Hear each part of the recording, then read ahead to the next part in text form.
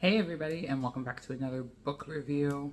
So this book is not technically the end of a series, but the book that comes after this is told by a different character, kind of giving a character's backstory. So don't plan to continue on with the series, but the series is the Iron Fae series, and the book that I just finished is The Iron Queen. All of this by Julie Kagawa. It's a very interesting series. I've talked about it before, but it kind of uses a little bit of Irish and Scottish mythology lore while mixing it a little bit with Shakespeare, specifically Midsummer Night's Dream, but also some of the other Shakespearean plays and stories have been referenced throughout the books. And then also just kind of melding the old with the new world. The whole concept really is that fae or fairies exist because people believe in them, right?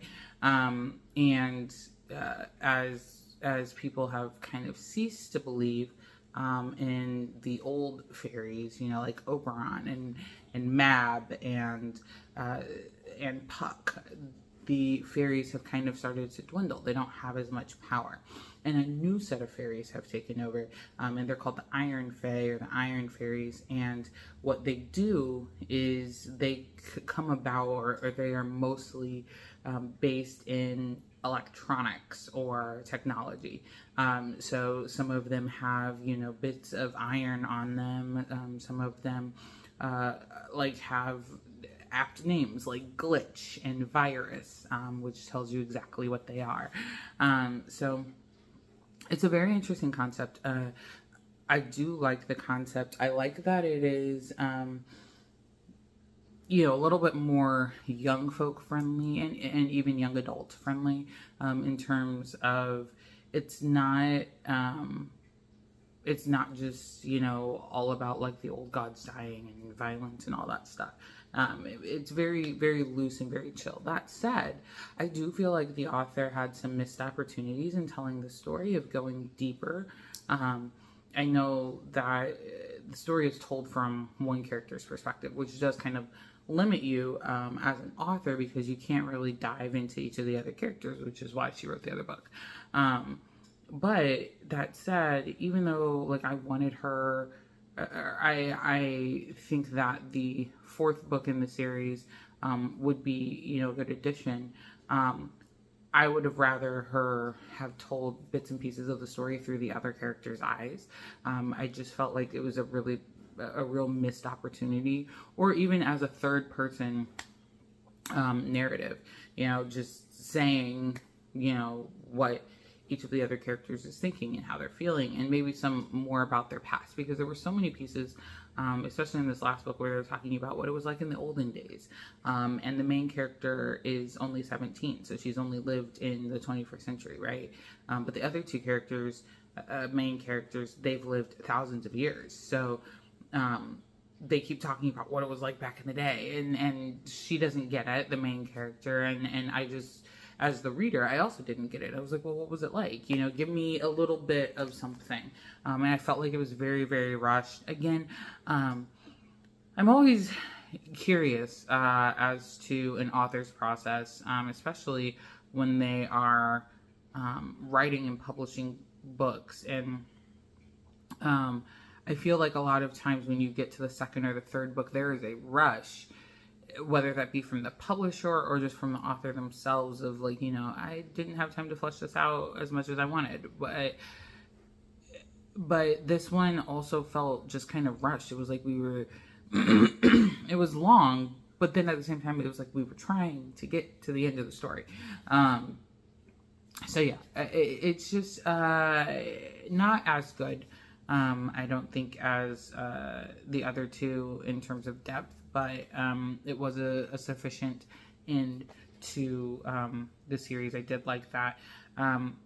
Like I said, I don't think I'll read the fourth book in the series. For one, it's told from a different character's perspective, and I think it's going to give all of that history, and it's like, I don't want it after the fact. I want it during the other books.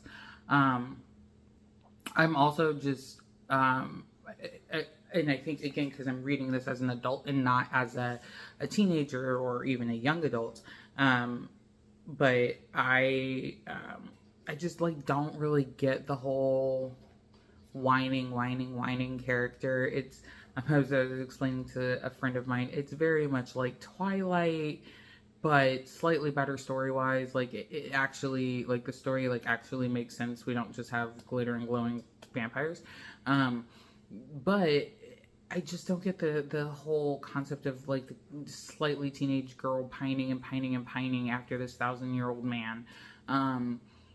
It just it doesn't really work for me, and I feel like it continues to divulge a narrative that like just doesn't make sense. It just doesn't. Like why do we have teenage girls going after men who look young? You know, in technicality, they look like they're 17 or 18. But they're not. Like literally not. Like one character, his name's Ash in this book, he has literally lived 1,000 years, and the other character who's like kind of pining after the main girl, Puck, as in like Robin Goodfellow, as in Shakespeare, as in Midsummer Night's Dream, right, is pining after her, and again he's lived thousands of years. You know, and he talks about like, oh man, you know, like 2,000 years ago it was, you know, this way, blah blah blah. And I'm like, but you're literally an old man, you know, regardless of how you look, you're literally an old man pining after a teenage girl. And that's just weird to me. It's weird. I don't find it attractive. You know, the same thing happened in Twilight, and that's part of the reason I had a problem with Twilight. I was like, I don't find that attractive. Like, I don't, this concept of she's pining after him and he's like 80 years old, right? It just, it's weird. It's weird. I don't know why it's a thing. And it reinforces a narrative that I definitely think we don't need to be reinforcing, especially to young women. However, that aside, I still just book wasn't as good as what it could have been. So for that, I give it a 3. So pretty high, again, because of concept. The concept is really fascinating. The main overarching story of, you know, there's fairies, they exist, but there's a new set of fairies that are brought about because of the 20th and 21st centuries. Fascinating stuff. Really, we could have dived into that a little bit more. Like, it just kind of fell short. So yeah. There you have it. That is our book review for this time. As always, please continue to recommend books. And I haven't published this because I don't have a super great way to do this. But in the chat, I will attempt to, or not the chat, but in the description, I will attempt to drop the book list for this year. A great friend of mine, Desiree Jones, she heads up our book club at school, and she started last year with 4th grade, and this year we are expanding all the way to 8th grade. I think I mentioned that before. We would love for you all to donate books, so I will put that link into the chat so folks can donate. We are trying to get 15 books per book. And we don't just mean like one book in the series, we mean 15 of everything. And so we would love for folks to help us out. All of us, most of us already have the books as teachers, but we still need to get books for kids, and the school pays for some of it, but not all of it. So we would love for you to reach out and donate with that. And so that link will be in the description below. And then also, if you are like, I don't necessarily have enough to donate books or a bunch of books or anything like that, and you just want to donate money, I haven't figured out a super great way to do that because I don't want to share personal stuff, but reach out to me, let me know, and I might be able to get in contact with you a different way, and we would love to get some funding there, because we plan to continue to do this, and we really want to get kids back into reading. Kids just don't read anymore.